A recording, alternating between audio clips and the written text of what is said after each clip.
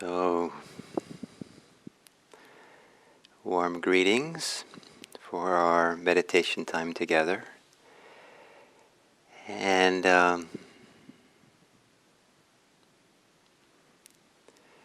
as I sit down to be here with you all, and I'm thinking about two things, and that is sacred presence, that which is present that feels deeply respect-worthy, inspiring, meaningful, and sacred absence, the absence which is special, respect-worthy, inspiring. And in this practice, there's a very important role of absence, what I call today sacred absence, and to recognize the absence of clinging, attachment, hate, preoccupation, and to recognize that absence as special, respect-worthy, inspiring. It really helps open up this path of meditation.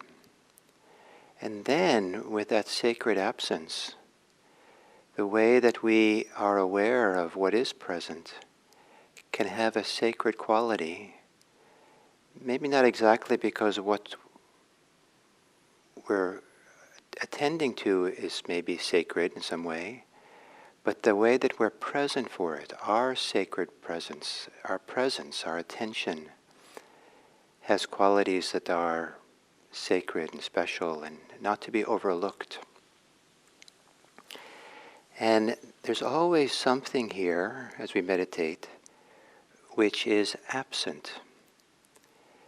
And if you go back even, over your recent life, there have probably been things that you've been caught up in, reacting to, consumed with, driven by, troubled by, that those troubles and those preoccupations, maybe they've faded away and they're not here anymore.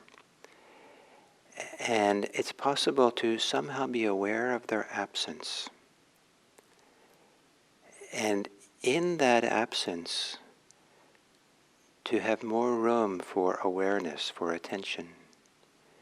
In that absence, to receive more fully the experience of breathing. In that absence, to connect more fully to breathing. And even in the much short term, if you're thinking about something in meditation and you're able to let go of it, there's the absence of that thinking. There might be the absence of the drive to think, or the desire, or the resentment, or the whatever was inspiring the thinking. To start recognizing the absence is a very important part of the deeper dimensions of this anapanasati. And then not just to recognize the absence, but recognize it as an opportunity to have a sacred awareness, a greater awareness, and for the purpose of this meditation, for our breathing. Simply aware and kind of committed to breathing in and breathing out with awareness, awaringly.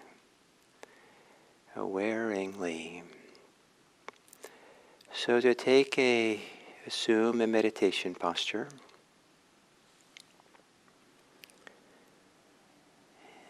And close your eyes. And here we are. There's a lot of things absent. Just being used to meditate. For the time being, the absence of maybe the busyness of the day or the concerns that the things we have to do during the day. Physically, those things are not here now in our body, working them.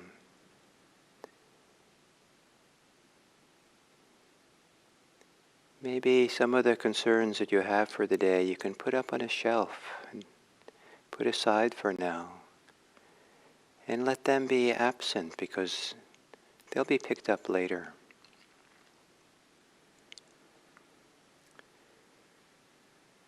To help let go of things to be here, to take a few long, slow, deep breaths. Maybe 3/4 full as you breathe in.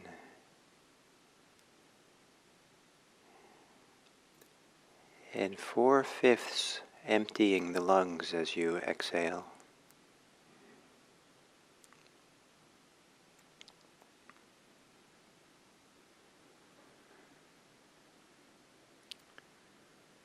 And as you exhale, to relax the body, the whole frame.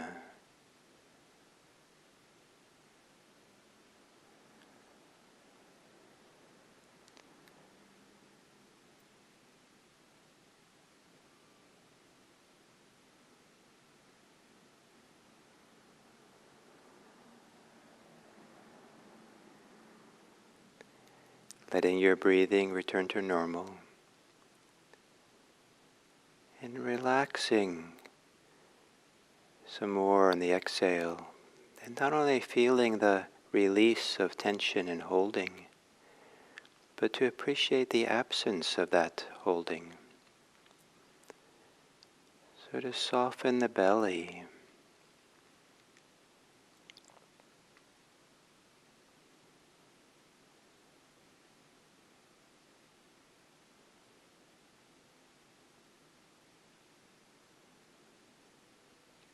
Perhaps you can soften your chest.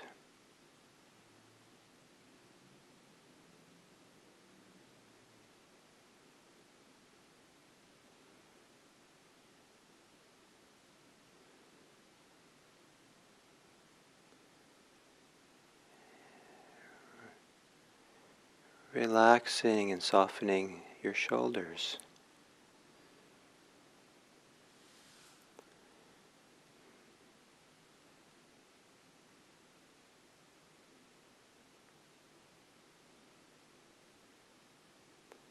And calming the muscles of your face.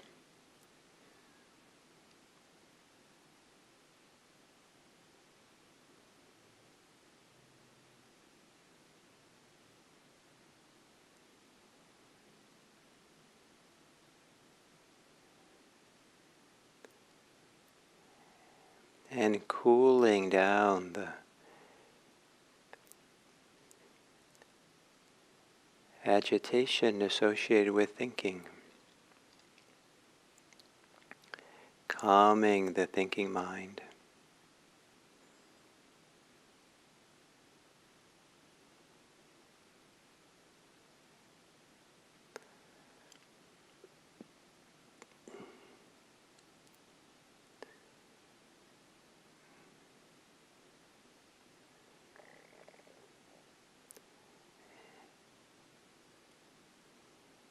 And then appreciating absence. Not so much that you have to think about what is absent, but maybe there's some way you can intuit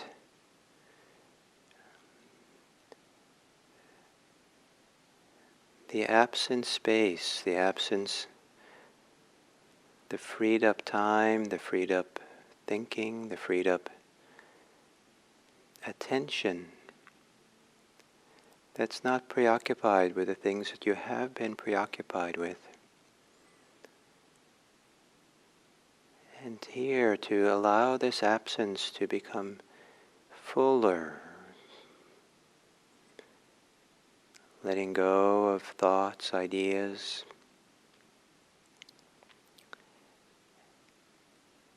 an absence which is related to the simplicity of this moment. Just here and now, in a sacred absence, in which you make room for your body's breathing.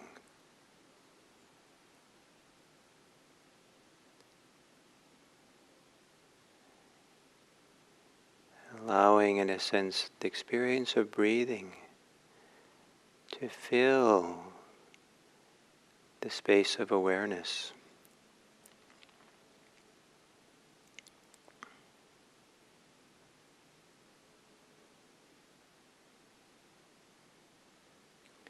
A sacred absence that allows for sacred presence, a sacred attention.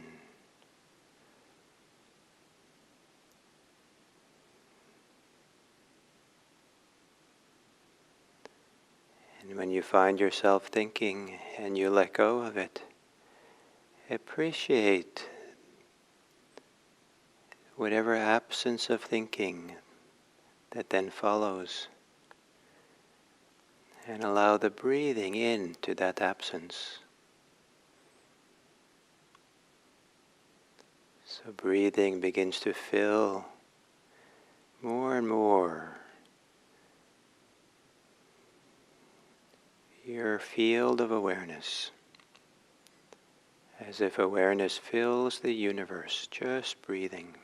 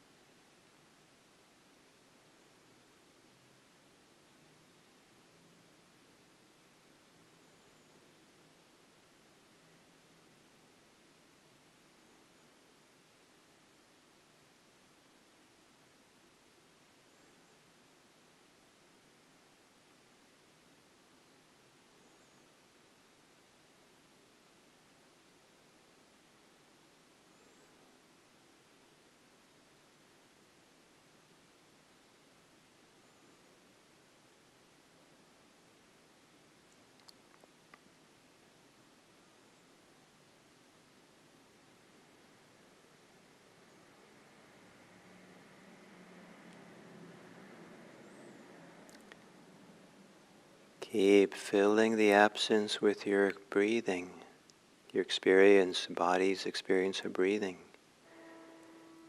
so that this sacred absence is not filled with something else, filled with thinking and wanting, and fantasy.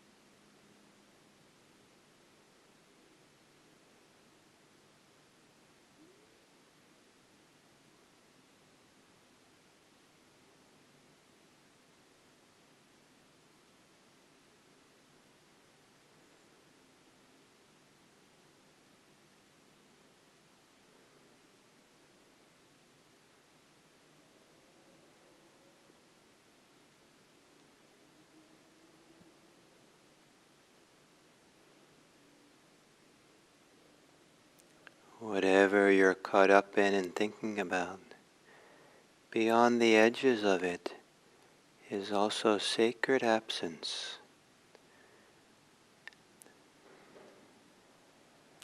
Let go of your thoughts and preoccupations, your tensions, your holdings. Let go into the great absence and fill that absence with the experience of breathing,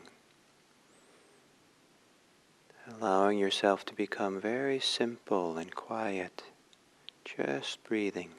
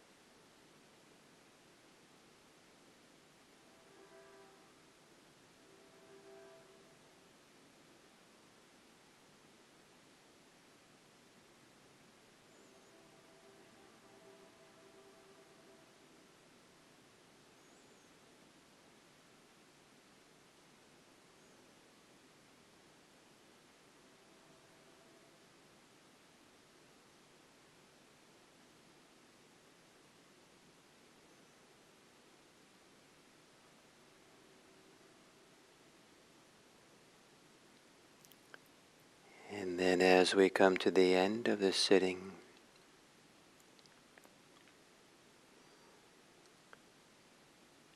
one form of sacred absence is to make the heart as wide as the world. Make lots of space in your heart, in your care, in your love, in your goodwill. So there's a place inside of you for all beings.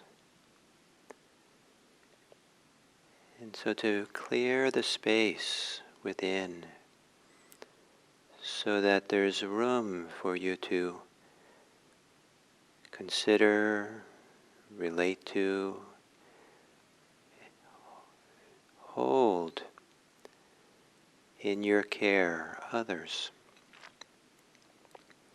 And for them to fill the space of your heart means to be very simple, allowing them to be as they are. Maybe a sacred presence, that everyone is respect-worthy. Everyone in some way, maybe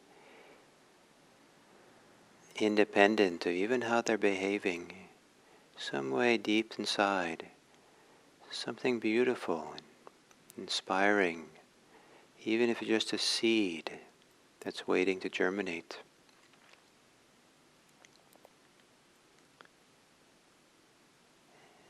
The sacred absence within you that allows you to receive and be present in a fuller, caring way for others.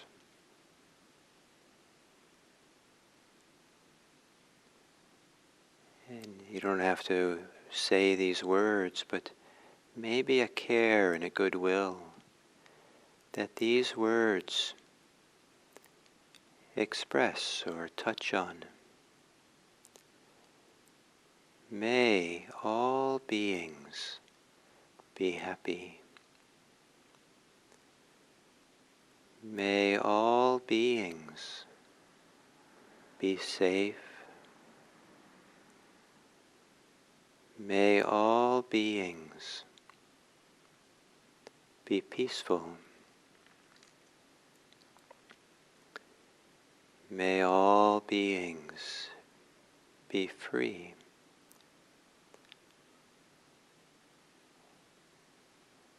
And may we live caring for the welfare and happiness of those around us.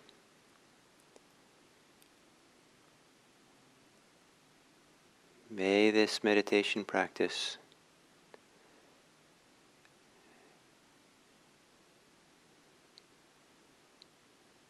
provide inspiration and ability to walk through the world with care and goodwill. May all beings be well.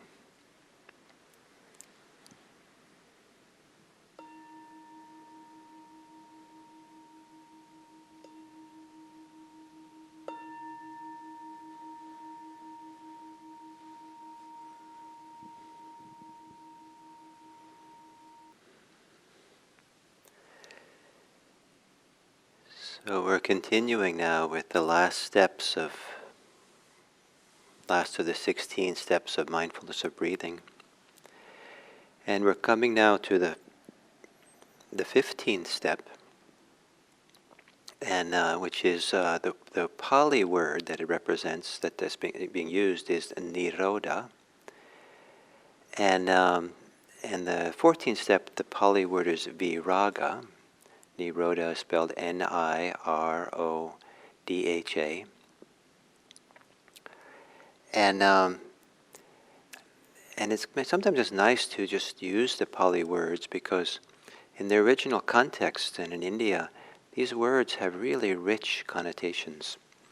In fact, these viraga and nirodha are sometimes listed almost as synonyms or almost as synonyms for liberation itself.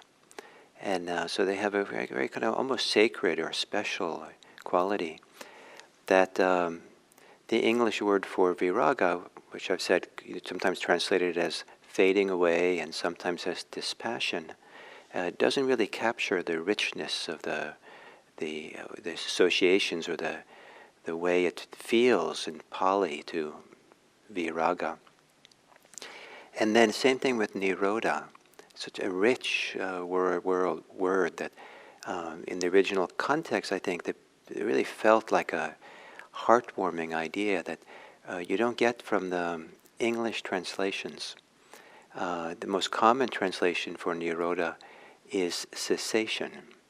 And cessation, just ending, doesn't really bring, for most of us, doesn't bring much heartfelt feeling, inspiration, delight, joy. Just cessation is just seems like, okay, it's not the ending of something. The word nirodha comes from the prefix ni, which means without, not, free from, and rodha, which means obstruction. So it's being without obstruction. So cessation is a very different feeling than free of obstruction. And maybe the cessation of obstructions, cessation of blockages or clinging or contraction or what gets in the way of freedom. And so the 14th step, the fading away, the dispassion, it involves the fading away and the ceasing, the ending of attachments, of cravings, of conceits, of the drivenness, compulsive ways we're being that have definitely a feeling of stress and maybe even pain associated with their drive, with their presence. And that the pain of those, the stress of those, becomes more and more apparent the more wonderfully and beautifully quiet and still the mind becomes in meditation. The more calm we are, the more these stand out and highlight as being, wow, this is kind of uncomfortable to feel this way. That in ordinary street consciousness we might not feel. And so I even say, what's the big deal? It's okay to have a little bit of irritation. But in deep meditation, a little bit of irritation doesn't feel like a little bit. It feels like a real disruption. And more importantly, an obstruction to deeper peace, deeper freedom. So the 15th step is one trains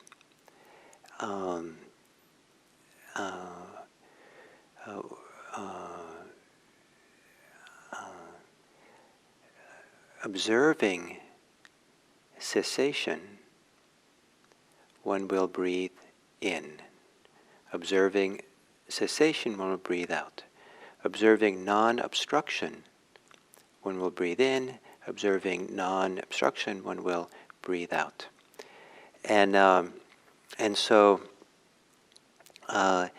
as we get deeper and deeper, at some point we observe a sacred absence. We observe the absence of something. And the absence that when it's really strong is really noteworthy. It's like deeply inspiring. So with watching in constancy, we're watching things come and go, they arise and they pass. And being in the river, the flow of transiency. But as we do that, we begin the attachment, the reaching into that river of change begins to give up, begins to relax. And with that, something ceases, something stops, something is no longer there to obstruct the freedom.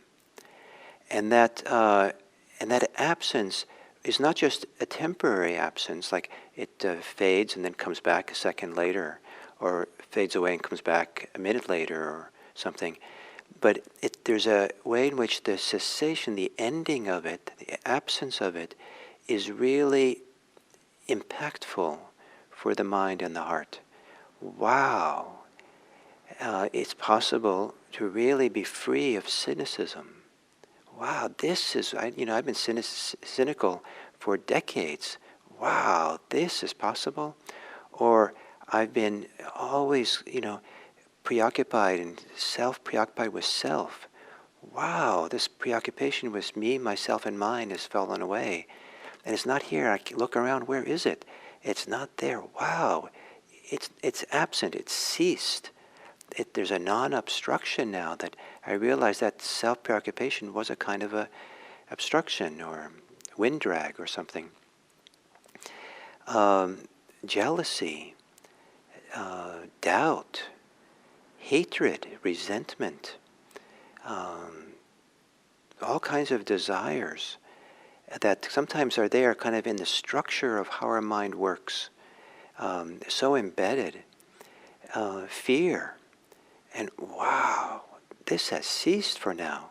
It might come back the next day, it might come back at the end of the meditation, but there's something about the thoroughness of that absence which makes an impression. And then, oh, this I know is possible. I had no idea this was possible. And of course, this is like coming home, or this is health, or this is my birthright, or this is worthwhile. This, it's worth. This is fantastic. And any movement away from it, any way of picking up the compulsion, that's a diminishment. That's not really worth it anymore. And that's not the direction to go. That's not the way I want to live. This is how I want to live, without this obstructions, this kind of stress of these kinds of things. And when this sense of absence is really impactful and strong enough, when it's really a very, very deep, thorough absence, then a person will never be the same again. It's almost as if that absence is a living memory or presence or something that as a guide, oh, this is where freedom is, this is where peace is, this is where truth is. Not truth, propositional truth, but just the true way of being a certain way. And then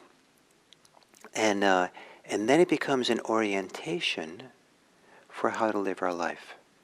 Or to say it in a different way, what the tradition says, one then has entered into the current, the good current, the current that takes us to full freedom. So we're in the river of change, the river of intransiency, but we've now discovered that there's a place that's not in the eddies, that's not in the brambles that are growing into the side of the river, but we're noticed maybe in the center of the river there's a beautiful current that if we stay in that current, it'll carry us to, the tradition uses this as an analogy, to the ocean of liberation and freedom. And so I call this the sacred absence, the absence of, and to recognize the value of absence. And this is a hard thing for many people to appreciate, that absence has importance. In a sense, you can watch the mind and see as soon as there's a quiet moment in the mind, sometimes it seems like the mind just reaches out for the next thing to think about. Or we have certain problems, and as soon as that problem is solved, the mind just goes on to the next thing, and the next thing, and the next things. The mind is filling itself all the time. But to appreciate absence, cessation, this deep sacred pause or stopping, and let it impact us. Wow, it's true. So that it's possible to be free. So it's a little disappointing for people who always want to have something that's reassuring, something that's a confirmation that they're important, they're valuable, that they're on the right track, that they can have the badge to tell their friends, look, I have this beautiful thing, this spiritual quality or something. And absence is not a badge you can put on. Absence is not the presence of something. There might be, our ability to be present for things of the world becomes stronger.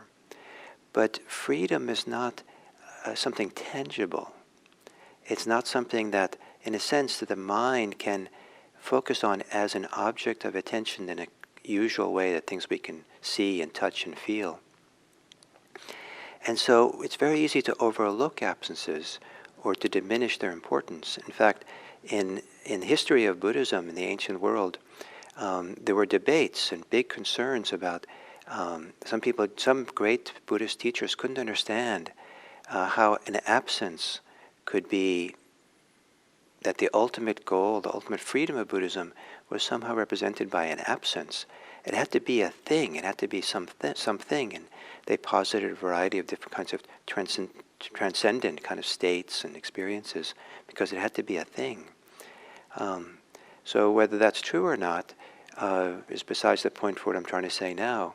In the 15 steps of mindfulness of breathing, it's an observing absence, observing cessation, observing a space of non-obstruction, observing how, with the fading away of these, passion for these lust, for clinging, for craving,